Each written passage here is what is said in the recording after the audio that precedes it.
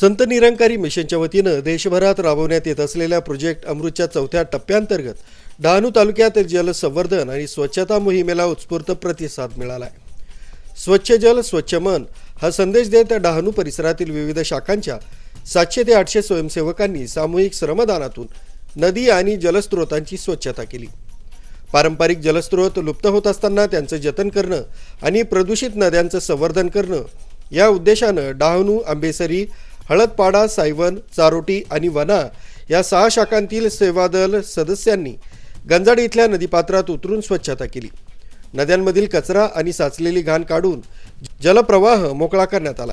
यावेळी बोलताना पदाधिकाऱ्यांनी सांगितलंय की सद्गुरू माता सुदीक्षाजी महाराज यांच्या मार्गदर्शनाखाली हा उपक्रम संपूर्ण भारतात सुमारे 1500 ठिकाणी राबवला जातोय।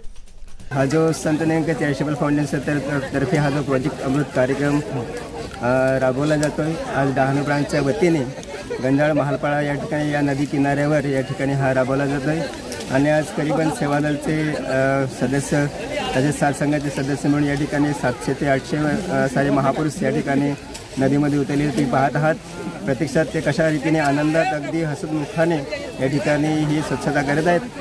आणि या कार्यक्रमाचा मुख्य उद्देश जो आहे की सद्गुरू बाबा हरदेवजी महाराज यांच्या आठवणीनिमित्त त्यांनी ज्या आम्हाला मानवतेसाठी शिकवणी दिल्या त्या शिकवणींची जी आठवण आहे या ठिकाणी आणि त्यांनी प्रकृतीवर देखील प्रेम करायला शिकवलं, त्याबद्दल या ठिकाणी पाणी हे एक जीवन आहे आणि पाणी हे स्वच्छ असलं पाहिजे, पाण्याचा स्रोत वाढला पाहिजे आणि पुढे भवितव्यात ह्या ज्या प्रकृती आहेत यांचं जतन व्हायला पाहिजे। एक सुंदर धरती जी आहे या धरतीवर सुंदरता यायला पाहिजे। निसर्गावर प्रेम करणं आणि येणाऱ्या पिढीसाठी हे जलस्रोत सुरक्षित ठेवणं हीच खरी मानवता आहे। डहाणू तालुक्यातील 6 शाखांमधील शेकडो स्वयंसेवकांनी सहभाग घेतला असून नद्यांचं प्रदूषण रोखणं आणि जलसंवर्धनाबाबत जनजागृती करणं हा उद्देश आहे। ब्रांच प्रमुख लक्ष्मण गुंदाडा, संचालक नरेश राबड, शिक्षक दीपक इबाड आणि स्थानिक प्रबंधक शिनावर वलठा यांच्यासह अनेक भाविक उपस्थित होते। प्रशासकीय पातळीवर जे काम कठीण असतं ते काम या निरंकारी सेवकांनी श्रद्धेनं आणि आनंदाने करून समाजासमोर एक नवा आदर्श ठेवलाय। आरबी न्यूजसाठी पांडुरंग भांगरे, मोखाडा।